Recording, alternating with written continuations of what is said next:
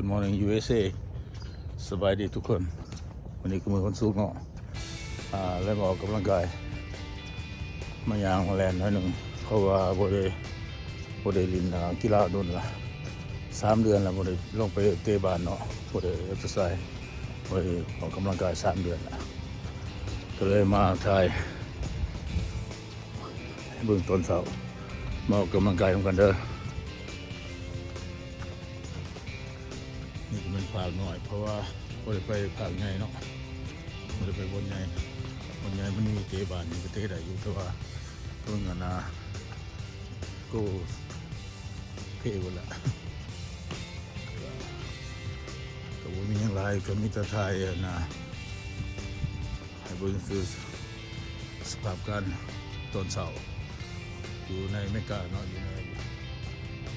รัฐแคลิฟอร์เนียเมืองซาคราเมนโตนี่เป็นอยู่แอลโกรฟเมืองหนึ่งอีกเป็นเมืองน้อย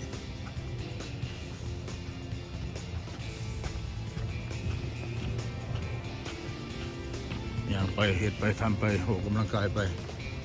แล้วมือแล้ววันไปเนาะเพราะว่าอยู่บ้านก็บ่ได้สู้เฮ็ดหยังมีแต่เขามีแต่เพลงมีสิก็เลยว่าพักผ่อนหย่อนกายพักผ่อนสมองมันเดินเที่ยวบ้านเจ้ามาเห็นเด็กก็ได้อยู่แต่ว่ามันบ่เพียงนี่นะมันบ่เพียงคือเดินนี่มันเป็นหญ้าแท้อันนี้เป็นเดินหญ้าแท้เนาะบ่เพียงคือเดินหญ้าปลอมบ่เดินหญ้าปลอมเคยเตะเลยก็มันเพียงอากาศกับประมาณนี้เนาะอากาศกับประมาณนี้ก็คืมอยู่ตลอดก็หนาวก็เย็นแน่มันนี่นะจะเริ่มเย็นแล้วอากาศมันนี่นะอยู่อเมริกานะแคลิฟอร์เนียเขาก็คืออยู่ประเทศลาวเขาเนาะความร้อนความหนาวแต่อาจจะเป็นอยู่ทางเหนือแถวตรงซาบุรีแถวเชียงของแถวหลวงพระบางยังสำเนือยังคือสิประมาณนี้เนาะพอดีพอๆกันนะคิดว่าแต่ว่าท่านได้ไปจักเทื่ออยู่เชียงของสำเนืออยู่ดีเนาะแต่ว่าอาจจะเป็นแบบนี้เพราะว่าอากาศมันก็แบบกับประเทศลาวเขาเนาะอยู่รัฐแคลิฟอร์เนียฟลอริดาบ่แบบทั้งนี้การปลูกฟังแบบว่ามีหมากม่วงมีหมากท่านมีทุกชนิดในหมากไม้เป็นอยู่เมืองลาวเฮาประเทศลาวเฮาอยู่แถวนั้นแถวนี้มีอยู่สวนหลายเพราะอากาศบ่สม่ำเสมอปลูกมันก็ยากเนาะก็ย่างไปออกไปกำลังกายเนาะพอแล้วมือแล้ววันไปก็พอบ่มีแนวคิดหลายแล้วก็ถ่ายเบิ่ง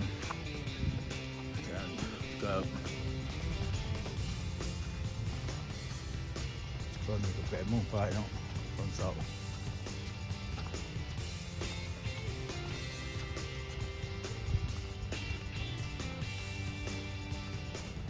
ก็มีก็จะจูงมาออกกำลังกายคือกันแต่ว่าเฮาเนี่ยบ่มีม้าเนาะจะจูงแล้วโอ้เดี๋ยวมึงได้แดดลงแดดขึ้นมาก่อนสิได้ลงไปเดินใหญ่พุ่นน่ะแดดขึ้นมาสิไปเดินใหญ่พุ่นเนาะนี่มันหญ้าก็เตะบ่ได้แต่มันเปียกหลายก็บ่ได้ที่ตุ่มที่เกือบแล้วก็มือบ้านก็ไปไว้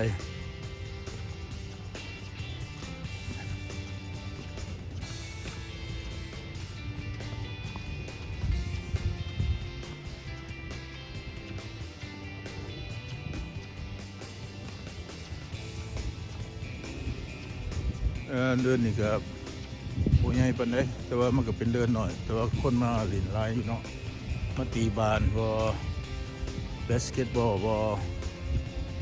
แล้วก็เตะบาสบอก็มันก็มีห้องน้ำข้างในแล้วเนาะก็สบายหลายอย่างเนาะบ้าน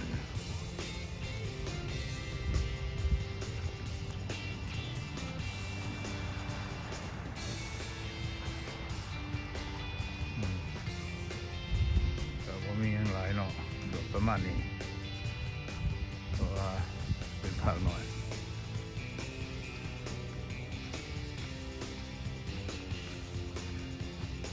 ก็มีแต่บ้านเจ้าของให้ภาคหน่อยเดี๋ยววันศุกร์คนก็บ่ทันมาหลายเนาะวันเสาร์วันอาทิตย์หาสิหลายคนก็ที่บ้านแน่เตะบ้านแน่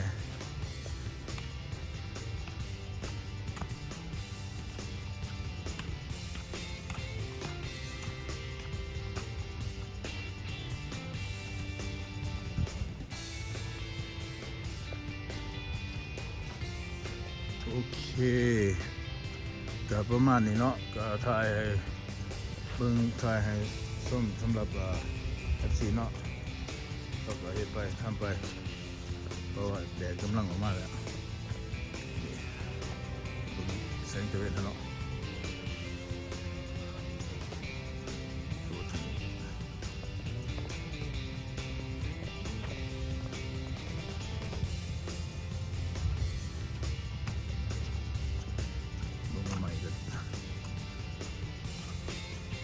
ไม่เรื่องเลยเนาะเพราะมันสิคนออกจากกบแล้ว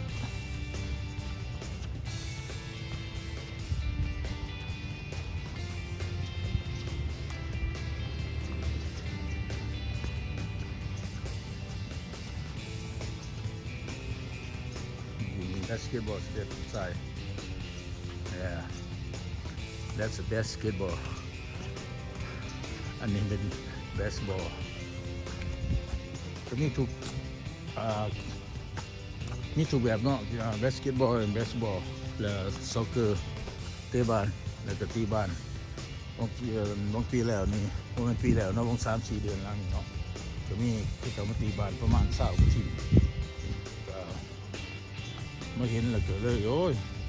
ตีบอลเนาะคือฮอดเด้ว่าตอนตีอยู่คอลเลจก็ลินไปทำไปก็เกมกีฬาเนาะก็ดีสุขภาพเขาเองขอเพียงสำนีเนาะเราติดตามกันใหม่ในคลิปหน้าขอบใจที่เบิ่งวิดีโอเนาะ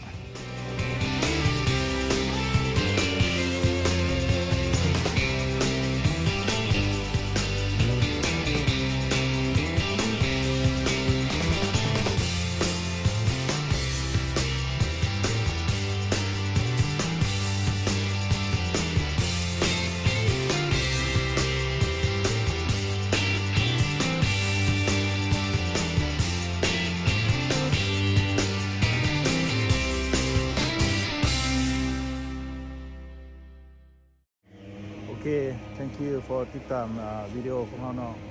ขอบใจ